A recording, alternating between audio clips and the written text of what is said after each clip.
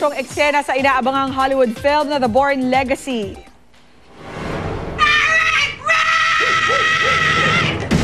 Sa Maynila yan kinunan.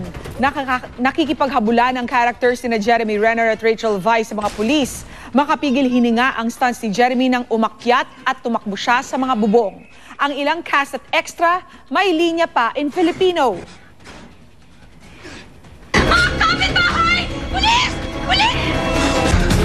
Ang ending ng clip, mahuhuli na sana ang character ni Rachel.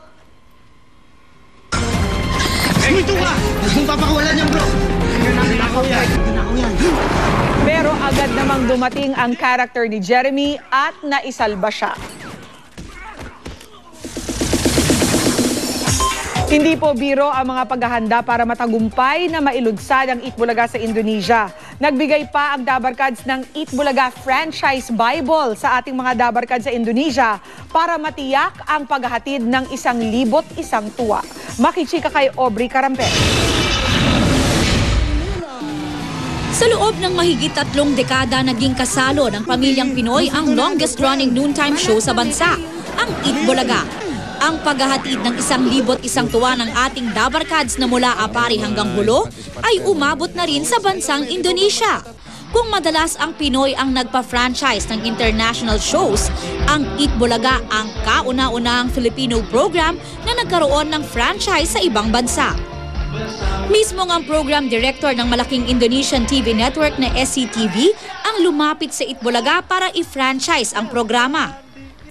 Parang it's a surreal experience na hindi mo akalain nangyayari. It's the first time, so nakaka-proud.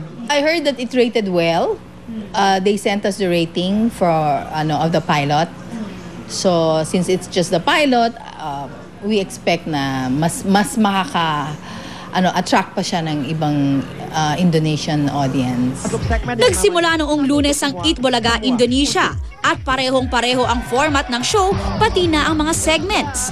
Kung may Pinoy henyo, may Indonesia pinta. Maging sina Jose, Wally at Paulo, may Indonesian counterpart din sa kanilang sariling bersyon ng One for All for One. Ang Satu Untuk Semua, Sema Untuk Satu.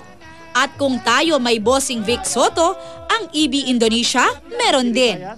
Lumipad patungong Indonesia ang ilang big bosses ng Eat Bulaga para siguruhing maayos ang kauna-unahang pagsalang sa ere ng Eat Bulaga Indonesia, kung saan nagbigay pa sila ng kanilang Eat Bulaga Franchise Bible. Kasama rin nila ang creative head ng Eat Bulaga na hindi raw alintana ang language barrier para matyagang maituro sa Indonesian production kung paano pinapatakbo ang noontime show. Kumbaga nung sinabi namin sa kanila, ito ang kaluluwa ng Eat Bulaga. Kailangan nila lang puso, hindi na namin kayang ibigay. Puso na ng Indonesia ang ilalagay doon. And that will make the difference. Ang Eat Bulaga hosts hindi nga raw mailarawan ang kasiyahang nararamdaman dahil sa panibagong tagumpay na ito.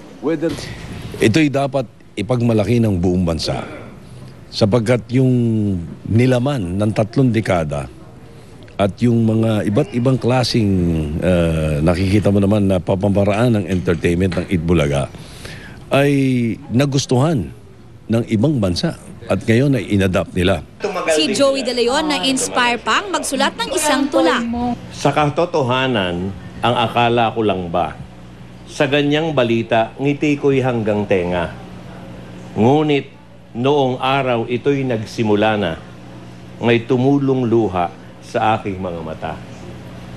Hindi sa ako ay isang taong madrama, ngunit sa oras na yon, iba na darama. Nandong nagbalik, nagdaang pakikibaka, waring naulit, pagwawagit pangunguna. Sa isang sulat, nagpahatid na rin ng pagbati si GMA Network Chairman and CEO Attorney Felipe L. Gozon sa Eat Bulaga sa panibagong milestone na ito.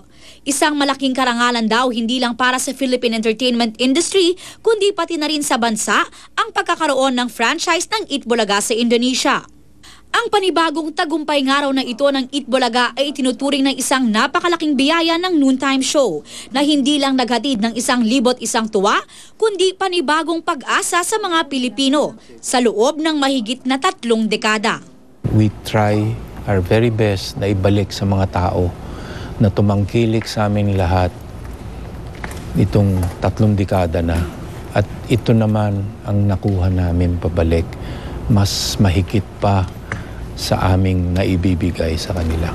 Mapapanood ang ilang bahagi ng Eat Bulaga Indonesia sa Eat Bulaga sa Sabado. Aubrey Carampel, updated to Showbiz Happening.